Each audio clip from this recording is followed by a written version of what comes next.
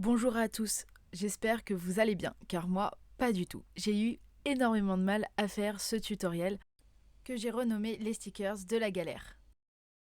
Je ferai une vidéo à part entière sur tous les problèmes que j'ai rencontrés, avec le logiciel ou la machine.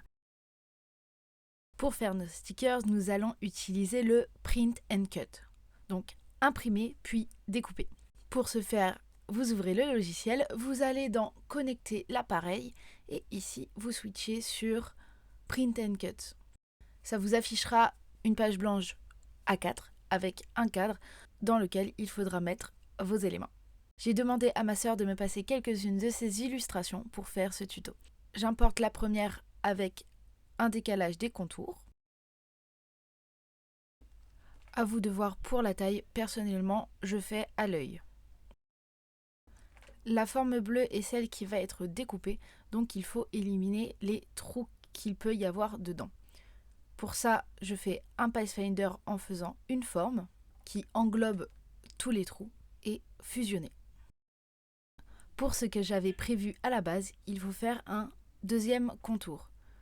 Donc je viens sélectionner la forme bleue, décalage, et pareil, à l'œil, je rajoute une deuxième forme. Et on réitère l'opération autant de fois que nécessaire. Une fois que c'est fait, on peut placer tous nos éléments sur la feuille. Sachant que ici j'ai fait un cadre rouge parce que j'avais une idée en tête qui n'a tout simplement pas marché. Mais je l'aborderai dans la vidéo problème. Ici j'ai récupéré uniquement les contours afin d'imprimer une page de test sans gaspiller trop d'encre. Comme vous pouvez le voir, il y a un petit décalage. J'ai essayé de le régler en calibrant la machine à nouveau et ça a été une catastrophe. J'ai dû recalibrer 4 ou 5 fois. Pour ceux qui veulent savoir comment faire, je vous invite à aller voir ma vidéo unboxing et installation.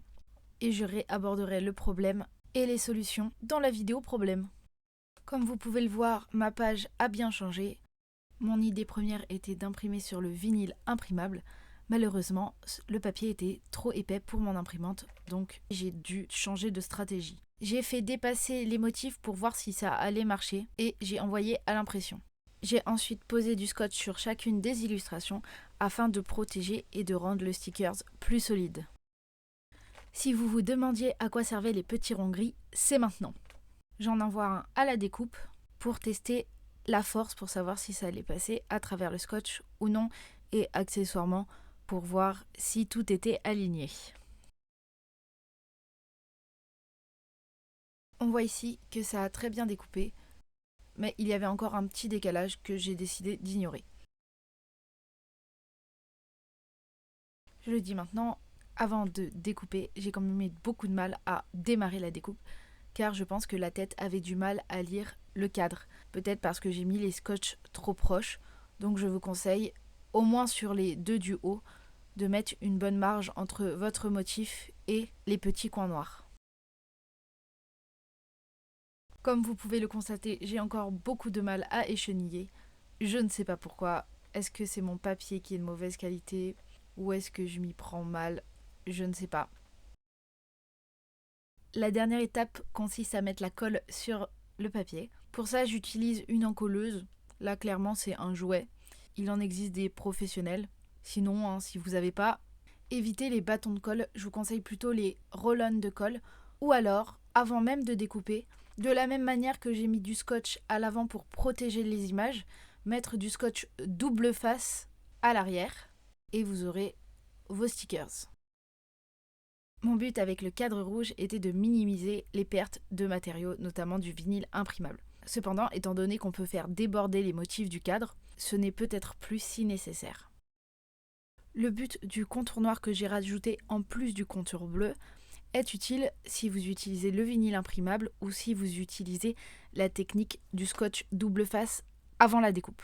L'idée étant que la découpe du contour bleu soit uniquement celle du papier et de la colle sans la feuille de protection de la colle, et que la deuxième découpe en noir traverse toutes les couches, ce qui vous fait une bordure pour faciliter le décollement de la pellicule. En ce qui concerne la vidéo sur tous les problèmes que j'ai rencontrés, je ne sais pas encore si je vais la mettre en public ou non. par respect pour la marque, mais quoi qu'il arrive, vous trouverez le lien de la vidéo en description de celle-ci. Je pense avoir fait le tour de ce que j'avais à dire, et n'oubliez pas, restez créatifs.